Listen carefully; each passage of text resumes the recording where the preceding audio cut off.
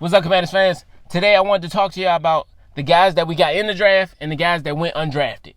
And before we talk about the guys that went undrafted, let me talk to you about the guys that we did draft if you don't know already. We got an offensive tackle. This is one of the moves that we didn't expect to make this early. And the reason is because we know we needed defensive end. We needed cornerback. Some could say we needed middle linebacker. Seeing that we know it's probably the last year for Bobby Wagner. And we also know there are some other things that we need, like another wide receiver. But don't get me wrong. I had to understand that this was much more important. One, because I'm not an agent. I'm not Adam Peters, right? And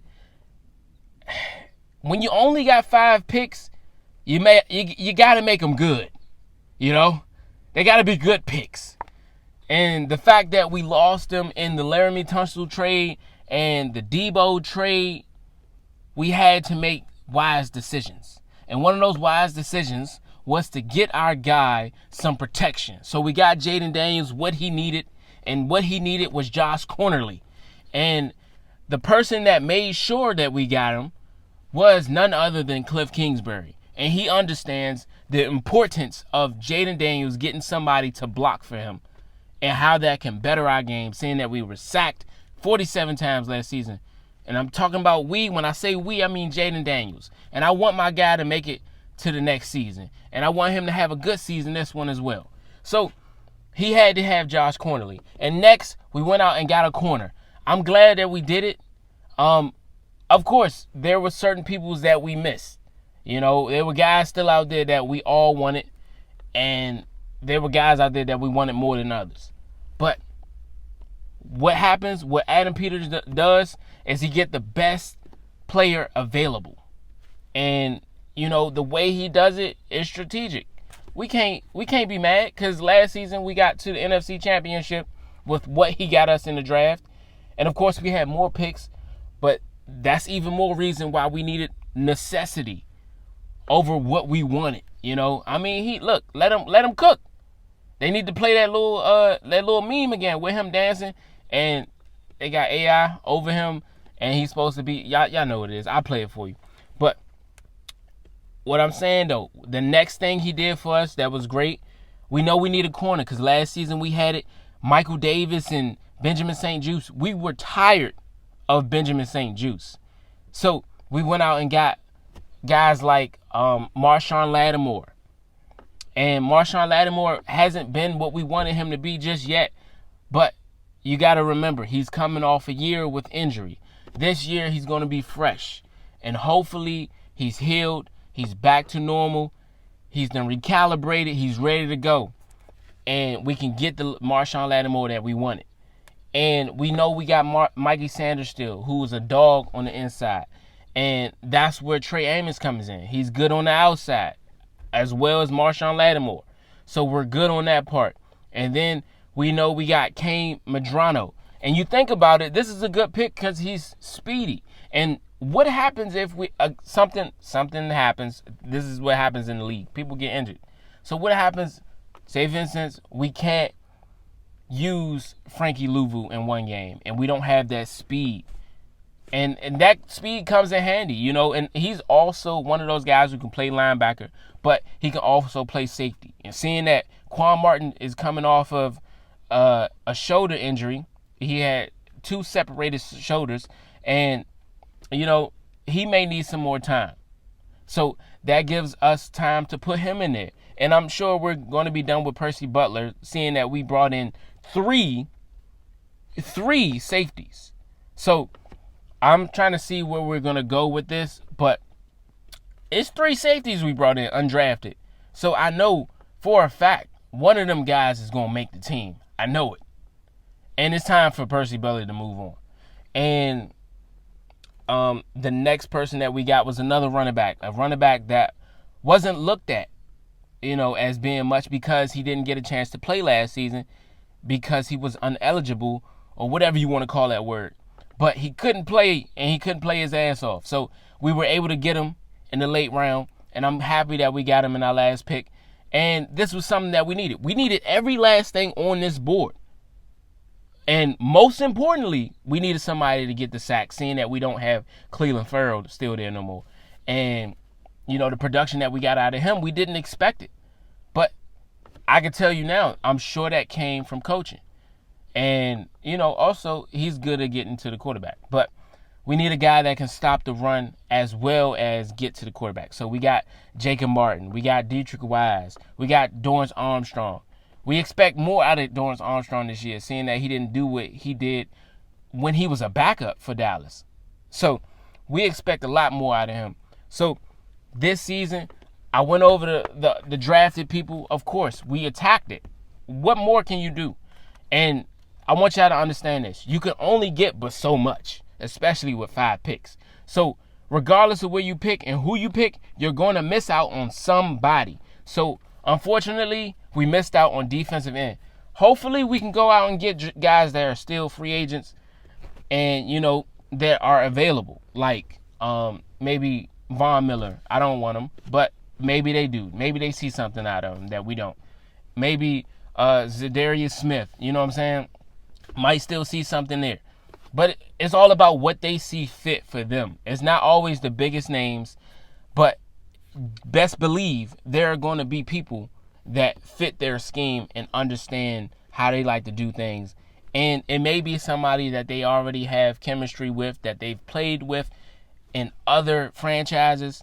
But best believe they're going to get the best player available and they're going to start him. And, just to break down what we got in the undrafted free agents list, we got 3 safeties.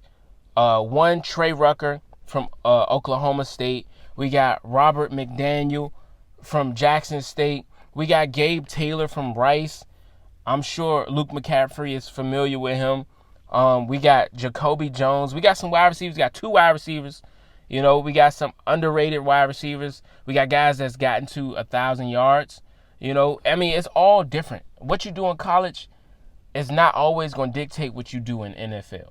So I'm just going to throw the names out here, and we're just going to see what happens. I don't know who's going to make the cut, the final roster, but these are some of the guys we went after. We went after, who doesn't want more wide receivers?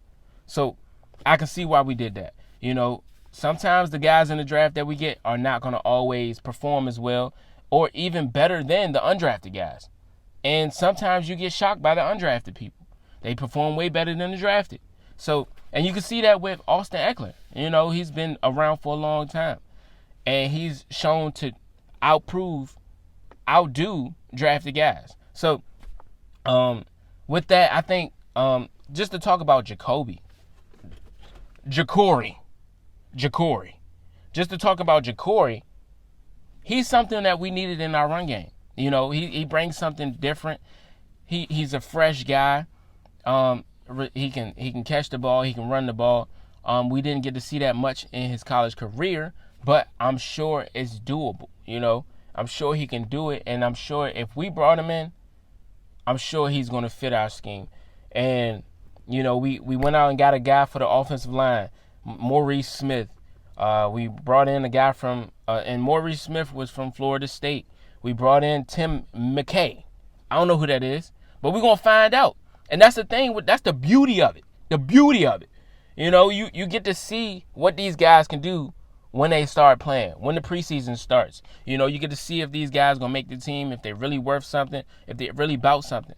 But, out of everybody up here, the most notable person is Gabe Taylor. And I'm excited to see what he's going to do, seeing that, we had his brother here a long time ago. Rest in peace to Sean Taylor. And then also we got 2 middle linebackers. I mean, not middle linebackers, but 2 linebackers we picked up. Cam Arnold and Ale Kahu. And then, we brought in some 2 defensive backs, Fortrell Cypress and Carlin Vigors, Florida State and Louisiana. And then we also got a quarterback. I'm not really too sure about that one. But, you always want to have backups. And you want to have – he really doesn't look that good. Like, when it comes to his production and stuff like that, it's not really something to get excited about at all. but don't expect him to replace Jaden Daniels. You ain't even got to worry about that. But he's just somebody to have on the roster that can just get the job done. But if need be, if Jaden needs to come out for a few plays or a quarter, hopefully nothing more than that. But that's the purpose of that. And you always want to have that in your quarterback room. You want to have competition because you don't never want to get your quarterback too comfortable to where they're not even, giving it their all. But we don't have to worry about that with Jaden Daniels. And, we also got a defensive tackle, and we got a running back that we signed. Defensive tackle, Ricky Barber. And then we also got Keegan Jones as for a running back from UCLA and Ricky Barber from UCF. We're going to see what these guys, and I didn't talk about the quarterback, Colin Scheffley. But, with these guys, they're going to show up in minicamp, and hopefully we get to see who really comes out at the end and becomes a winner and, be able to stay on the team for the season. And, last season we heard about the guy who caught the one-handed catch, and I never heard about him again. He was from, I think it was Georgia. I want to say Georgia. He caught the one-handed catch. I've never heard about him anymore after this season. After when the season started, I heard nothing else about him. And, we really liked him because he had some height to him. And I think he was like 6'2". But, yeah, that's all we heard after that. I'm just excited to see what we have and, see how we do, I can't wait to see if we can go up and get even better. And, of course, we need defensive men. So maybe we go out and get a guy that's a free agent,